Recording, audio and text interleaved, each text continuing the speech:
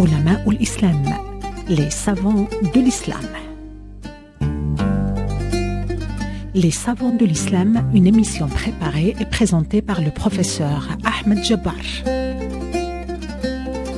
Les savants de l'islam en coopération avec le Conseil supérieur scientifique et culturel de la Grande Mosquée de Paris et Radio Orient. حلقة اليوم عن ابن الهيثم.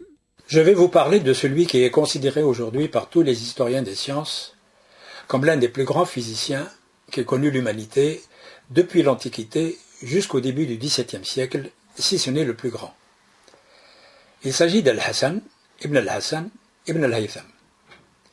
Il est né en 965 à Bassora, la seconde grande ville d'Irak. Nous ne savons rien sur son enfance, ni sur son adolescence, et donc rien sur sa formation. Les seules informations concernant certains aspects de sa vie nous ont été rapportées par des biographes du XIIIe siècle. Mais lorsqu'on connaît le contenu de son œuvre, sa diversité et sa richesse, on admet volontiers qu'il a eu une excellente formation dans de nombreux domaines scientifiques.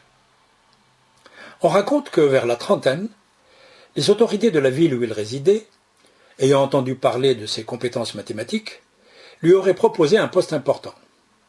Il aurait refusé, préférant poursuivre ses activités d'enseignement et de recherche.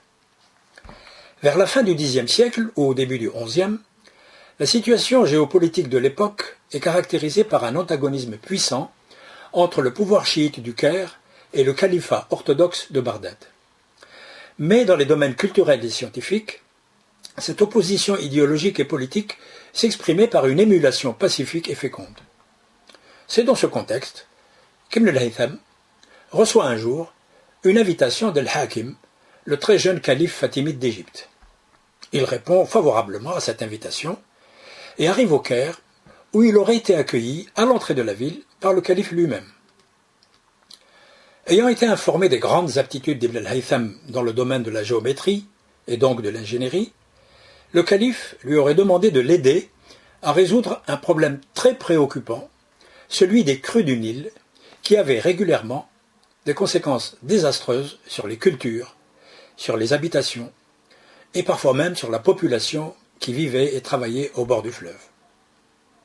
Notre savant aurait accepté de faire une sorte de visite d'inspection en suivant l'itinéraire du fleuve jusqu'aux cataractes. Cela devait lui permettre d'appréhender, à travers l'observation des vestiges de la période pharaonique, les techniques des architectes et des bâtisseurs de ces époques. De retour au Caire, Ibn al-Haytham aurait informé le calife que dans le domaine des grandes infrastructures hydrauliques, les savoirs technologiques de son époque n'avaient pas dépassé ceux des architectes égyptiens de l'Antiquité, et que par conséquent, ni lui, ni un autre spécialiste ne maîtrisait la technologie qui permettrait de réguler le cours du Nil. On raconte que cela a fortement contrarié Al-Hakim, au point que, par crainte de représailles, notre savant aurait simulé un début de folie. Quoi qu'il en soit, à une date inconnue, Ibn al-Haytham est assigné à résidence, et ses privilèges sont supprimés. Mais comme il ne pouvait pas continuer ses activités habituelles sans se trahir, on pense que c'est au cours de cette période qu'il a occupé son temps à recopier les versions arabes d'ouvrages scientifiques grecs. Cette anecdote n'est pas très éloignée de la réalité, puisqu'il y a dans la grande bibliothèque d'Istanbul un témoignage indiscutable de cette activité, qui est une copie réalisée par Ibn al-Haytham lui-même des coniques du mathématicien grec Apollonius. On lit aussi, dans certaines de ses biographies, qu'après la mort du calife al-Hakim en 1021, notre savant a repris ses activités de recherche et qu'il les a poursuivies jusqu'à sa mort aux environs de 1040. Au cours de cette période, il a publié de nombreux travaux sur différents sujets d'astronomie, de mathématiques et de physique. Il est d'ailleurs parvenu à nous, écrits de sa main, 2 documents contenant les titres de plus de 120 publications scientifiques.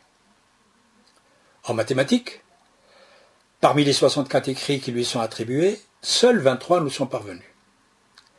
D'après le contenu de ceux qui ont été étudiés et les titres des autres, on constate qu'il s'est beaucoup intéressé à la géométrie. Il a également fait des recherches fructueuses en théorie des nombres. En astronomie, il a publié 28 ouvrages dont les plus importants concernent les modèles planétaires. Dans les domaines que je viens d'évoquer, le contenu des ouvrages qui nous sont parvenus montre qu'Ibn al-Haytham a été novateur au niveau des méthodes et des résultats. Mais ce sont ses travaux en optique qui l'ont distingué de tous ses prédécesseurs.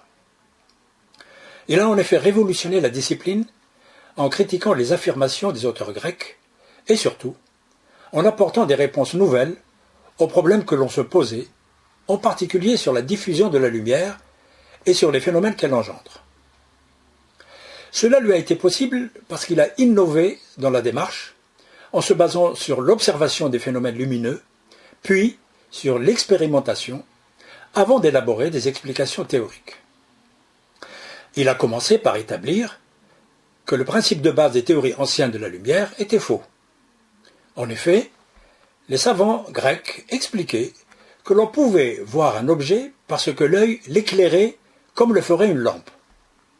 Ibn al-Haytham démontre que la vision n'est possible que parce que l'objet observé est éclairé par une source lumineuse extérieure à l'œil.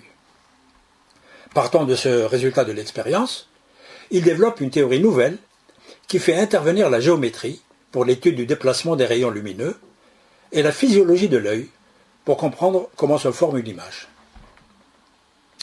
C'est d'ailleurs dans le cadre de ces investigations qu'il a utilisé pour la première fois ce que l'on appelle aujourd'hui la chambre noire, qui est à la base de la photographie.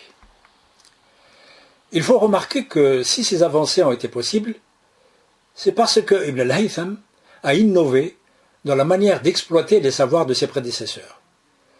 Au lieu d'en accepter toutes les affirmations, il les soumettait à sa critique et au jugement de l'expérimentation. D'ailleurs, il disait à ce sujet, je le cite, « Il est du devoir de celui qui étudie les ouvrages scientifiques de se faire l'adversaire de tout ce qu'il étudie. Il est aussi de son devoir de se mettre lui-même en question. C'est en suivant cette voie que se révéleront à lui les vérités. » Voici maintenant quelques informations sur la circulation de l'œuvre scientifique d'Ibn al-Haytham. Malgré la renommée de notre savant, seul un petit nombre de ses publications a circulé dans l'espace musulman. Son livre de l'optique a été étudié au XIe siècle à Saragosse. On le retrouve aussi en Asie centrale, au XIIIe siècle, dans la bibliothèque d'El-Farisi, qui en a fait une révision très originale. Même Ibn Khaldoun, le grand historien maghrébin, connaissait l'existence de cette œuvre majeure. En mathématiques, nous sommes sûrs qu'au moins 2 de ses ouvrages les plus importants sont arrivés en Occident musulman au XIe siècle et au XIVe siècle. Ils étaient également dans la bibliothèque du célèbre Omar al-Khayyam, qui en parle dans 2 de ses ouvrages. En astronomie, le livre critiquant les modèles planétaires de Ptolémée a eu beaucoup de succès dans le milieu des philosophes andalous des XIe et XIIe siècles, comme Ibn Bajjah, Al-Betroji et Ibn Rushd. Comme la ville de Tolède a été le lieu le plus important pour les traductions de l'arabe au latin, il n'est pas étonnant qu'une partie des livres d'Ibn al-Haytham, qui sont arrivés en Andalous, ait circulé en Europe. C'est en particulier le cas d'un de ses écrits sur les miroirs ardents et surtout de son grand traité d'optique. Ce dernier a d'abord été étudié par Roger Bacon, puis par Vitello et par John Peckham, dont les livres d'optique sont des adaptations et des prolongements de l'ouvrage arabe. La nouveauté du contenu du traité d'Ibn al-Haytham et sa richesse vont lui permettre de résister au temps, puisqu'il fera l'objet de nouvelles publications jusqu'au XVIe siècle, en particulier une traduction en italien au XIVe siècle et une nouvelle édition réalisée à Bâle en 1572. Pour conclure, voici une citation de ce grand savant qui résume bien ses conceptions du savoir. Je le cite. « Lorsque j'ai eu la capacité d'appréhender les questions rationnelles, je me suis consacré à la recherche de la vérité et j'ai dirigé ma volonté vers l'acquisition des idées qui rapprochent de Dieu. J'ai désiré la vérité et la recherche de la science, et je me suis convaincu qu'il n'y a pas chez les hommes de choses meilleures et qui rapprochent le plus de Dieu que ces deux-là. »